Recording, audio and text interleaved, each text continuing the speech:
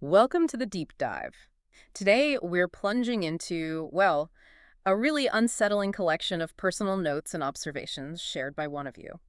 It's an account of an escalating, disturbing experience that genuinely made us pause. It certainly did. Quite a compelling narrative. Okay, so let's try and unpack this. Our mission today is exploring the journey of someone named Jasper. He describes himself as attuned. Attuned to subtle things most people apparently filter out. Yeah, he's a sound collector, but not just, external sounds like ambient city noise or whatever. Right, not just ambient urban decay or forgotten rural whispers, as he puts it. He collects internal sounds, too. Things like the specific thud your heart makes when you miss a step. Or even the scrape of thought against skull bones. Really vivid descriptions. Incredibly vivid. He mentions his therapist, Dr. Albright, talks about unusual perceptual filters. Jasper, though, he prefers attuned. And that distinction seems important to him, how he frames his own perception. Absolutely, and he's meticulous. He even noted the, quote, load-bearing aesthetics of biscuit aisle shelving. I mean, that detail alone tells you something about his unique way of seeing things, doesn't it? It really does. And what's so compelling, I think, is how this profound attunement, which he seems to view almost as a gift initially, it eventually leads him to perceive something completely, well, out of the ordinary. And we're going to trace how he first tries to rationalize it. Right, tries to fit it into neat boxes. Exactly. Before realizing he's facing this persistent, evolving pattern that's just defies those easy explanations. And the really disturbing turn, the core of this account, it starts with what he calls the smile.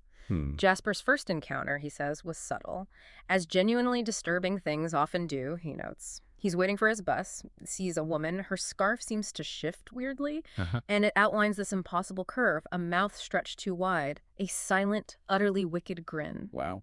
But he brushes it off initially. He calls it static, a trick of the light, pareidolia, seeing faces in random patterns. Which happens all the time, right? Our brains are wired for pattern recognition. Faces in clouds, burnt toast. Exactly.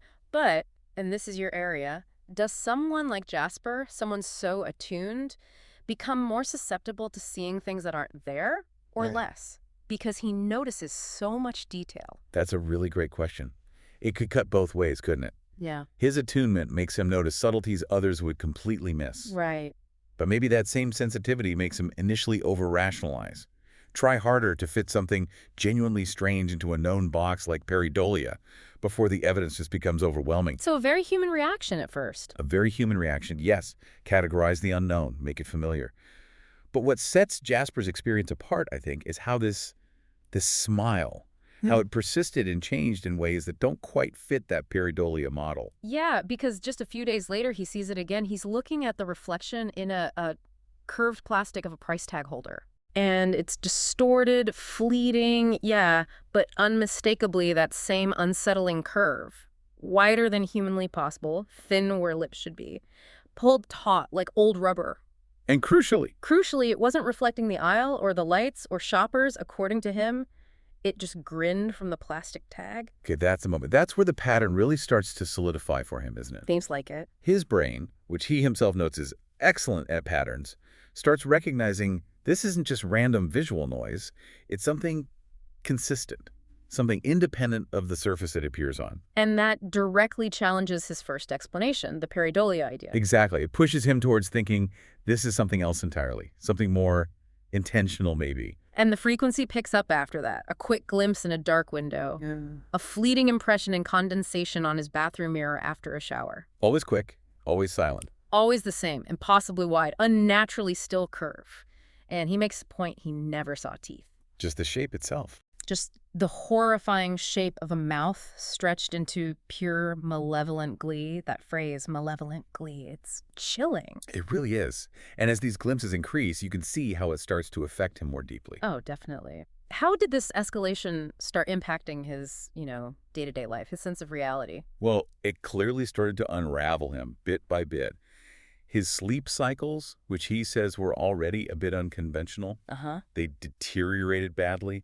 He found himself just staring into shadows, feeling this familiar, sickening dread pooling in his gut. Not good. Not good at all. And he started seeing the smile in completely illogical places, not just reflections, but in like tangled wires behind my computer or swirling foam on my coffee, even in the grain of the wooden floorboards. So it's bleeding into everything. It suggests the phenomenon wasn't just external anymore, right? It was somehow permeating his internal world, his perception itself. And that shift he makes away from talking to Dr. Albright about perceptual filters, he stops that. Yeah, he moves on.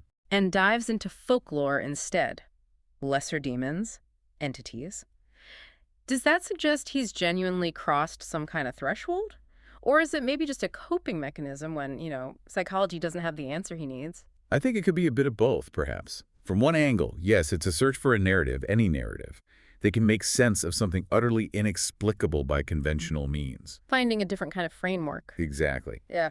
But given the detail in his account, how the smile seems to operate outside his own perception at times, it also suggests he's actively seeking frameworks that acknowledge realities beyond our standard scientific understanding. So he's looking into folklore, lesser demons, glimpses of entities unbound by physical form. Things that attach themselves to places or people or ideas, he writes.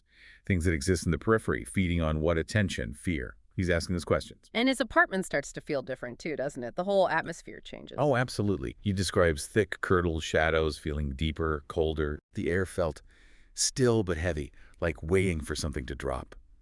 He started keeping all the lights on. All the time. I don't blame him. Even his collection of antique clocks, which he usually found comforting. He felt like they were somehow mocking him. The ticking, the chiming, it all felt wrong. Yeah, lights on for me too.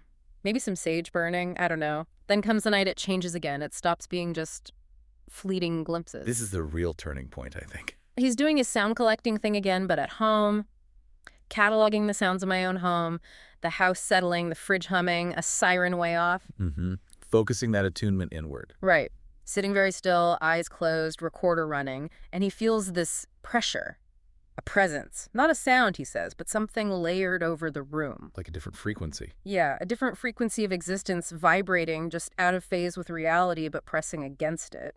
That's quite a description. It really is. This is that moment, isn't it? Yeah. Where the purely perceptual, the maybe it's just in my head thing, gives way to something undeniable.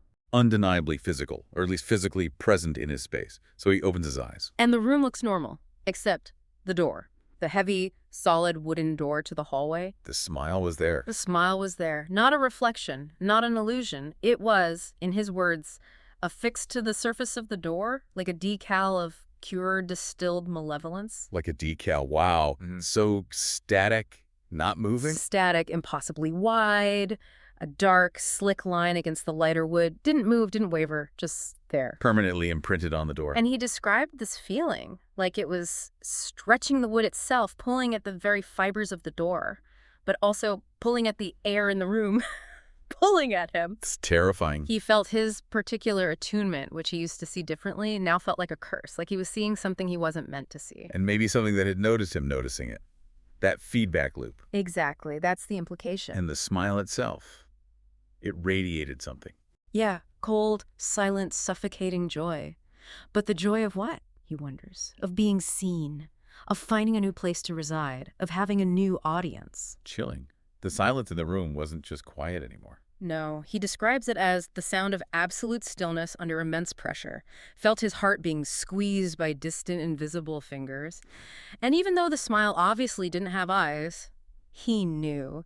With chilling certainty, he knew it was looking at me and it was pleased. That's the real horror, isn't it? And that sense of being observed and that observation being a source of pleasure for whatever it is, the awareness, the malevolent awareness. So where does that leave Jasper at the end of these notes? What's his situation? Well, he says it's still there on the door, but also not just on the door anymore.